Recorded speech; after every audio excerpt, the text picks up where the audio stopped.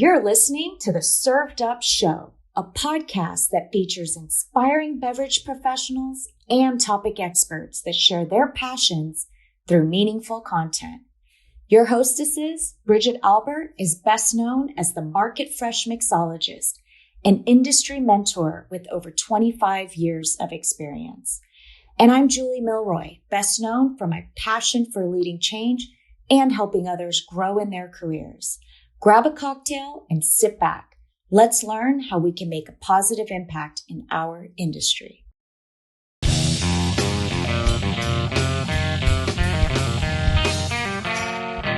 Hey y'all, it's Bridget here. Our guest is a visionary in the field leading the charge towards a healthier and more inclusive drinking culture. He's a driving force behind CleanCo Non-Alcoholic Spirits, a company that has been making waves with its commitment to crafting sophisticated alcohol-free alternatives that challenge the status quo. It was an absolute pleasure to have with us today the CEO of CleanCo, my new friend, Billy Paretti. So sit back, relax, grab yourself your favorite CleanCo cocktail, and enjoy this episode.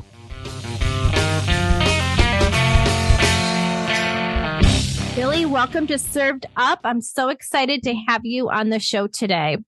Thanks for having me. I'm really excited to be here. Can you share a bit about your journey and what inspired you to explore the world of non-alcoholic spirit alternatives? My journey, wow. Well, my background is in brand management, brand marketing. I didn't always work in the spirit and beverage world. I'll just give you a little quick background. My real background started in research and analytics around consumer products. You know, at a very early stage in my career, really appreciated products that inspired people and things that made people tick, that really, put a light on in their head and drove their behavior to do things differently. So again, my background wasn't really in spirits at first. I was at LVMH, working across the portfolio, and I was working very closely with the wines and spirits division. And, a big opportunity to oversee marketing for Hennessy came up. And at the time, it was the number 2 brand within the LVMH portfolio, second only to Vuitton, and the biggest brand within Moet Hennessy. And I saw a tremendous opportunity there back in the day. It was 2008. We could talk about that at another time. But how that transitioned into the non-alc space, I left the company. I came back. I did a portfolio role for Moet Hennessy before I became the global CMO for Belvedere Vodka. And when I was at Belvedere, I was responsible for the innovation pipeline. And I was seeing all of these consumer trends and, business opportunities around low ABV, no ABV. And I kept pushing internally and saying to myself that this is really an opportunity that we need to pay attention to because the consumer is asking for it. And, there was always a mixed response to it. How big of a business opportunity is it? Is this a trend as opposed to a movement? Blah, blah, blah. And I was always very concrete when looking at the data. It's truly a movement. And it's not that people aren't drinking at all. People are just drinking less. And we should give them offerings and, the opportunity to be in the occasions and the moments that they want to be, where they would most typically consume alcohol, but give them alternatives. So that's how the interest in non-alc started. CleanCo came to me rather randomly through a former colleague and business associate from Boston Consulting Group who knew one of the investors. And she, said, this has your name all over it. And the rest of that is kind of history. I met with the Series B close investors who I was very impressed by. I met with the founder. We can talk about Spencer in a bit if you'd like. And I love Spencer's passion and ambition and drive. And I just saw it as a really interesting space in terms of the people that were around it, but most importantly, the idea of clean and talking about clean as it relates to non-alc. And the portfolio. The portfolio of CleanCo was quite impressive. I tried all the liquids. I tried them, against the competitors. And I just thought it was really compelling and incredibly competitive compared to the other liquids that were out there. But I'm kind of rambling on and on. You asked me one question and I'm talking a lot. So that's what we're supposed to do. Folks don't want to hear from me, Billy. They want to hear from you and your story. So could we talk about the CleanCo portfolio and the challenges and the innovations in creating non-alcoholic spirits with complex and really nuanced flavors, and how these really compare to their alcoholic counterparts? Sure. So a couple of things to keep in mind about CleanCo, and it's something that's really important to us. There's no sugar added. We are very low calorie. We are all natural. And in order to continue on that track, we have a very complicated process that gets to our liquid development. Depending on the expression or the mark within the portfolio, there's 17 different ingredients that go into one profile, whether it be vodka, rum, tequila. So we spend a lot of time working on it. And I do want to come back to it because it is an important point. But our goal is to get the liquid as close to the actual taste of the product that it is trying to mimic, if you will, as possible neat. Now, are we there today? No, absolutely not. We don't claim to be. But when we are mixed, you will never be able to tell the difference. So right now we are a product that is intended to be drank mixed, and our North Star for the future with our innovation pipeline and our development is to really mimic the spirit when you drink it neat in its most precise, granular way. Very cool. Can you talk a bit about mixology? When we talk about, especially with a really unique product like CleanCo, they are becoming very increasingly popular with those who create cocktails. What creative recipes or pairings have you come across that showcase the versatility of your portfolio? As I said, we're made to be mixed, but we also are very mindful of the fact that while this is a movement, there is a tremendous education that needs to come along with what we're doing. You can't really pick up a trade paper or even a consumer media piece around mixed drinks and cocktails without reading something about non-alc. Our job is to make it easy for people to understand what it means to them.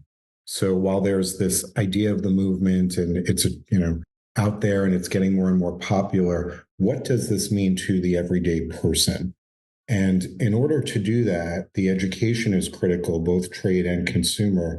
But how do we do it in the most simplest way? Well, if we are a mixed drink company, a cocktail company, as we like to believe that we are, we need to be where mixed drinks and cocktails are served most frequently. And in those environments, we need to make it very easy for people to understand. So when you look at our drink strategy, we have, a three-tiered system, if you will, and it goes from core, elevated to advanced. And core cocktails are very simple drinks that you can make. A gin and tonic, a simple, rum and Coke kind of thing. Those are core. Then we have our elevated drinks and then the more advanced cocktails, which are in the more mixology space, bartender space that you're talking about, where it's not something you would really make for yourself, but something you would appreciate drinking in a certain environment in a certain moment. I think it's really interesting when you see menus across the country really coming out in a bold way with like the low and no selection, right? And there is a huge campaign around these non-alcoholic cocktails. And then also, when you talk about education, one of those things I have found, at least with bartenders, with restaurant owners, with bar owners, is really having to educate the customer also on the price, right? When they see the non-alcoholic cocktail maybe being very close to a cocktail that has alcohol in it versus maybe a soda, a lemonade that would be lesser in value. Can you talk to that? It's a great question. From a trade perspective, it's incredibly inviting because you want consumers to come in and you want them to be buying more elevated drinks because the margins on them are better. And then on the flip side, you want consumers to come into accounts and feel excited that they're having an elevated experience. So I think it's kind of a win-win there. In terms of the price point and the consumer's reason to believe, they're buying an experience. They're buying a mixed cocktail beverage, whatever you want to call it, that is crafted and made for them. And it's just as valuable, just as tasty, just as good as an alcoholic drink. So it's not about, I'm paying the same or I'm paying a little less for a lot less. It's like, no, you're having a great experience and you're, able to be part of the bigger experience without just drinking soda water or an iced tea or a Coke. So that's our point of view on it. Yeah, I agree with you 100%. I think when folks can come in and have that option and not maybe feel left out or less than the people that they're with, I think you're really creating something special for all consumers that come into a restaurant or a bar. Yeah. And, you just kind of touched on something that's, just triggered a thought in my mind. It's not about less than. We want to mitigate the idea of it being non or less. As a company and as a CEO, of a non-alc brand, we really can't stand the word mocktail because we feel like it diminishes the idea of what we're giving to a potential person who wants to try this out. So we want them to feel really good and very, very positive, and we want to flip the story a bit. You're definitely doing that with your portfolio, and I would love to talk about the portfolio. Can you tell our listeners exactly what CleanCo has to offer? Yeah, so we have Clean G, Clean R, Clean T, Clean W, and Clean V. And you can shorthand what each of those stand for, but it's clean gin, clean rum, clean tequila, clean vodka, and clean whiskey. And they're alternatives, obviously. There's, a lot of legalities around using the word gin or tequila. So we're very mindful of people understanding that it's not one of those things. It is truly an alternative. And, depending on your palate and your taste bud, one is more appealing than the other. The two that I could tell you are most popular in our portfolio is the tequila and the gin. Those two really stand out in terms of bestsellers and favorites.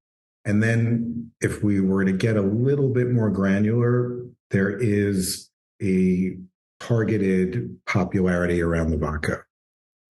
It's interesting. Yeah, it is kind of interesting. It is. It's really interesting.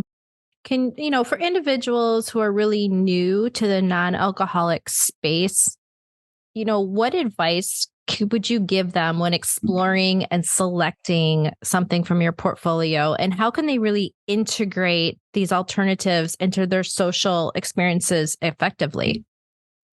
Yes, I think, one thing I would want to talk about is who we really believe our broadest audience is. And they truly are moderators. We are not positioning ourselves as a brand for people that don't drink alcohol at all. While we do appeal to them and we do want to offer them something, moderators are where we really believe we see the most opportunity to grow and develop. Within moderators, I would say we really want to focus on their current drinking patterns. And whatever those current drinking patterns are, whether it's, simple mixed drinks at home to more complicated, elevated cocktails in on-trade accounts, we want to show them that we have a product and an offering that can address any kind of beverage consumption that they may have from a non-alc perspective. So I would start with that. Like, we have a full portfolio of products that basically address almost any cocktail you could really think of that's out there. And it can be done from the most simplest place at home to a more elevated experience with a complex cocktail elsewhere. I would tell people to start with the profile that they like to drink the most. Like, if you're a tequila drinker, try our tequila. If you're a vodka drinker, try our vodka and gin and so on and so forth. And then expand out beyond that. Because if you're trying something that you're not a usual drinker of, and you're expecting an exceptional experience, you might be disappointed. So that's why I think stick with what you typically like and love to drink, and we're almost certain you won't be disappointed with what we have to offer. You touched on very briefly health. Many consumers are turning really to these options for health reasons. Can you talk about the potential health and wellness benefits really associating with non-alcoholic spirits versus the traditional alcoholic beverages? Well, I mean, it's pretty straightforward and it's pretty obvious as a starting point. Alcohol is not good for you. Alcohol is fun and we enjoy drinking. Drinking less is clearly better for your health. So there's that. But, when we talk about, I talked about moderators, but then when we look at deeper profiles on who these consumers are, we believe that we are talking to a certain number of subsets of the population of people who consume. So a big piece of that are self-improvers. Another piece of that is, performance athletes, caregivers, moms to be. These are all people that need to be mindful of their health and take really good care of themselves, whether it's for performance reasons or it's for, vocational or responsibilities in life. And being what's in a space where you're drinking less, you can do more. There's nothing worse than a hangover. And I don't do well with them at this stage in my life, to be quite honest. I used to be able to drink very heavily and still function the next day. I can't do that anymore. So there's a lot of people who are like me that just enjoy cocktails, but can't really function and perform the way they used to because they're a little older. They're not as healthy as they used to be, blah, blah. And this gives people solutions. So I think that's kind of what I'm getting at. Like, if you want to be a healthier person, body and mind, and you still want to be part of the, celebration, part of the activities that alcohol is typically a part of, this gives you that solution where you can still be a part of it and you can still be thinking of your health and thinking of your wellness in a more serious way. And Spencer's a perfect example of that, our founder. I don't know if you know much about Spencer's story. Yeah, that was going to be the next question would love to hear the background of Spencer and how he really became interested in the world of non-alcoholic spirits and alternatives. So nobody tells the story better than Spencer, but I will try. I mentioned before when I met Spencer, I was really impressed by his vision around CleanCo, but more broadly the non-alc space. And I was really impressed by his ambition of what he wanted to do. The Spencer I was first introduced to is not the Spencer that existed a ways back, let's say. Spencer is a reality TV star, so he's a celebrity in the UK. He's very well known. Spencer was on a television show, a very well-viewed television show called Made in Chelsea. I guess it's like our equivalent, someone told me, of The Hills. Are you familiar with that show? I had never seen Made in Chelsea. I barely watched The Hills, so I have no real reference to any of this. And I've still never watched it. I like the Spencer I know today, not the Spencer who he was.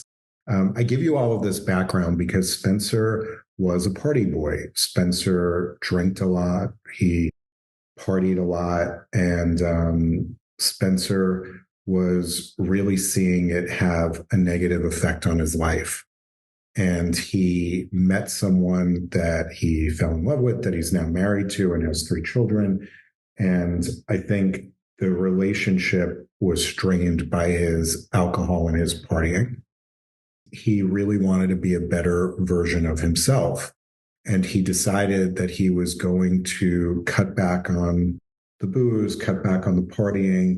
And he went to a party at his sister-in-law's house, who is another known public figure in the UK, Pippa Middleton. I don't know if you're familiar who she is. She's the sister of... We all know who Pippa is. Some people know. Yes. So Spencer went to Pippa's house, apparently, as the story has been told to me, and she served him a non-alc cocktail, knowing that he was trying to cut back, going sober, whatever the plan was at that point in time. And he didn't think it tasted very good, but he was surprised that there were these kinds of offerings out there and intrigued. So he, as only Spencer can, he got all the information he needed. He called the company that was producing the ingredient that was, the non-alc alternative. And he said, I see what you're doing. I kind of want to, get involved, blah, blah, blah. Spencer Matthews, this and that. And they're like, thanks, we're good. And Spencer went out and created this brand and this product on his own. And he did it with very little seed money in the beginning. And he did it in the middle of COVID. And it kind of took off. It was very successful. And I will tell you, I believe or suspect the success came from some of the things that are still part of our unique selling proposition and reason to believe. The packaging, the liquid is really good, and the value system that we put behind it. Yeah, I agree with you 100%. The packaging is really great. It absolutely is. And the value is definitely, there. Looking ahead, what trends and innovations do you foresee in the non-alcoholic space? And how do you think it will continue to evolve in the coming years? It's a good question. I think the category is getting very noisy and congested. And I don't mean that in a negative way. It's noisy and congested with a lot of different kinds of offerings. And I've been trying to frame it out with, our small but scrappy team. Like, where do we sit and how do we position ourselves in this noisy, growing environment? And if you look at it, unintended, I guess, very cleanly, there's a divide in the sense that there is this non-alc category where there are, mood enhancers and adaptogens, and then the mimicking space. And we fall into the mimicking space. And then within the mimicking space, there is the spirit subset, if you will. And we are committed and determined to really ground ourselves there and be the best within the space that we started in. And that is getting to the North Star of mimicking the actual taste of the spirit, first and foremost, when it's drank neat. That could include different formats. That could include a further expression that we feel would round out the portfolio in a more cohesive way, even though we feel like it's quite robust as it is. So that's where we are and where we want to sit. And if I had to compare it to a somewhat similar trajectory, when you look at how the non-alc beer space started and grew, it took a really long time to get the product taste right for it to really explode. We want to be really grounded in taste and consumer experience. And we believe that will help us move way quicker than beer ever did. So I think that kind of answers your question, but that's it absolutely does. It's so interesting because beer really started, right? The whole kind of non-alcoholic option for those who like to imbibe. And so I think that it's really, really interesting to see the spirits, kind of following that path. it just took a way longer time for beer, and I see the non-alc spirit space just moving so much quicker. It took 20 years for beer to really develop. Like we're way further along than that. Yeah, that's amazing. And you definitely are. Can you tell our listeners where they can find CleanCo products? Yeah, so we're sold direct if you go to our site. And then in terms of pure plays, you can go to boisson.com.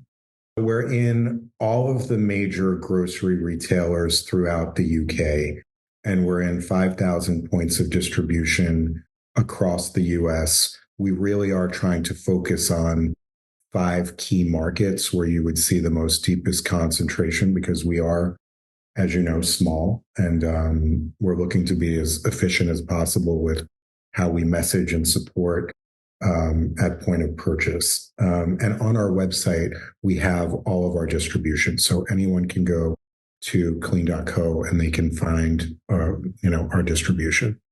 That is absolutely amazing. Thank you so much for spending some time with me today on Served Up. I'm really excited what CleanCo is doing. I think that you are really bringing in a whole new consumer and giving options for those who already enjoy, the whole communal idea and celebration idea of being at a bar, restaurant, in somebody's home and really not feeling that they have to be less than. And so I love that you are really bringing something that's on an even playing field, a wonderful option. You just triggered one other quick thing that I wanted to say. There's been this stigma and shame around not drinking when everyone else is drinking. And we want to mitigate that stigma and shame. We want people to feel like, yeah, I'm not drinking a cocktail right now with the rest of you because either I don't want to or I can't for reasons I don't need to really share. I met with someone recently and he shared with me, he's a data person, and he shared with me this insane percentage of young people that only drink occasionally. And they gave no explanation why, nor did they feel like they had to. And I thought it was very interesting because it's very different from generations, before them. But again, it's mitigating that shame. It's giving people options, and it's making everyone feel like they have choices and an ability to be a part of the party. Amazing. Well, Billy, I want to wish you the very best. Thank you. I want to wish you a lot of great health and peace. And I do hope that you'll come back on Served Up in about 6 months and tell us all the great success that CleanCo is, continuing to have. I would love that. Thank you so much. Cheers to you. Take care. Thanks for listening. Served Up is brought to you by Southern Glazers Wine and Spirits. Produced by Zunu.online. Music by We Killed the Lion can be found on Spotify. Make sure to subscribe to be notified of future Served Up episodes. Cheers!